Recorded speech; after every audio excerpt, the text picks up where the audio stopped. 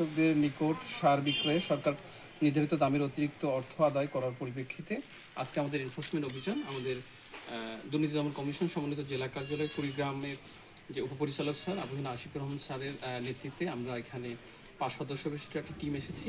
প্রথমে আমরা শহরের ভিতর দিয়ে ভেলাবাড়ি নামে একটি জায়গা বাজার আছে, ওখানে গেলাম। ওখানে গিয়ে প্রথমে মেসার্স টুম্পা ট্রেডার্স, ওখানে আমরা এনফোর্সমেন্ট অভিযান পরিচালনা করি। দোকানে খুব একটা সার না থাকে, আমরা ওনাকে জিজ্ঞেস করি যে এখানে আপনার কোনো গুদাম আছে কিনা।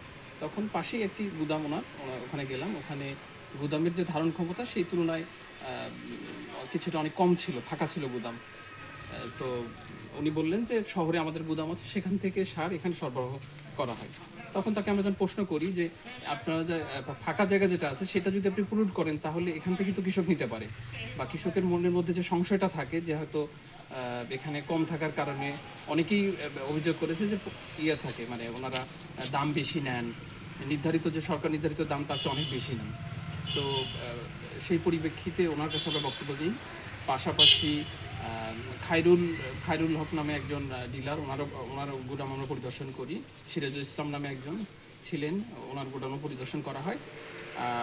খায়রুল ইসলাম যেটা বলেন সেটা উনি বলেছেন ওনার একটি গুদাম রয়েছে, কিন্তু আমাদের কাছে যে তথ্য ছিল সেই তথ্যের ভিত্তিতে আমরা জানতে পেরেছি ওনার একাধিক গুদাম রয়েছে। উনি হয়তো বিষয়টা এড়িয়ে গেছেন। পাশাপাশি উনি একথা বলেছেন যে অনেক কৃষি কর্মকর্তার সুপারিশের ভিত্তিতে একাধিক বস্তাও দেওয়া হয় একজন কৃষককে। আর সিরাজুল ইসলামের গুদামে গিয়ে আমরা যেটা দেখি ওনার দোকানে খালি থাকে, আমরা প্রশ্ন করি যে আপনার কি মাল আছে কিনা বা পাশের গোদামটি কার। প্রথম অবস্থায় উনি এড়িয়ে যান কথাটি, উনি বিষয়টা এড়িয়ে যান। পরবর্তীতে আমরা ওটা পর্যবেক্ষণ করে দেখা যায় পাশের বাড়ি যে বাড়িগুলো ছিল তাদেরই ওই দোকান, এবং ওটা ভাড়া নিয়ে উনি গুদাম করেছেন।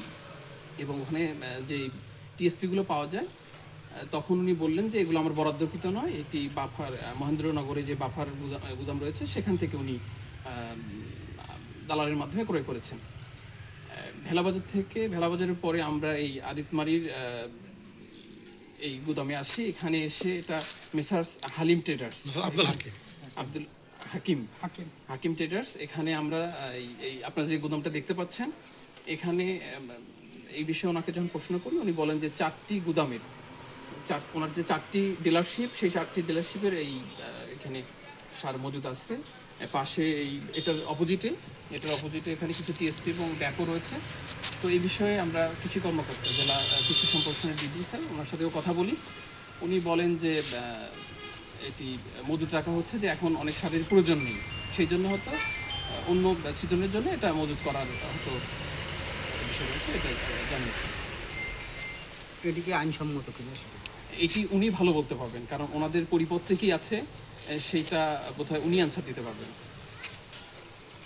আচ্ছা, কৃষি কর্মকর্তার সুপারিশে সার দেয়া হয়, একাধিক বস্তা অনেক সময় দেয়া হয়, আপনি বললেন একজন দোকানদার বলছে এইটা দুর্নীতির সুপারিশ করা, এটা দুর্নীতির আওতায় আসে কিনা? না, দুর্নীতি একটা ভাস্ট বিষয়। এটি কিসের ভিত্তিতে করেছে, উনি আদৌ পেয়েছেন কিনা বা তার আরো অধিক চাহিদা আছে কিনা। যেমন একজন ব্যক্তির যদি জমির যে পরিমাণ সেই তুলনায় যদি সার কম থাকে, উনি কম পেয়ে থাকেন, তাহলে অনেক সময় রিকোয়েস্ট করতে পারেন। এই বিষয়টা ওনারা কিভাবে বিষয়টা দেখেছেন সেটা ওনারা ভালো বলতে পারবেন। তাও অধিকতর আমরা অনুসন্ধানের বিষয়ে, যেহেতু আমরা এনফোর্সমেন্ট প্রতিবেদন আমাদের হেড অফিসে প্রেরণ করব, সেখানে আমরা সম্পূর্ণ খতিয়ে দেখে সম্পূর্ণ রিপোর্টের প্রতিবেদন আকারে পেশ করব।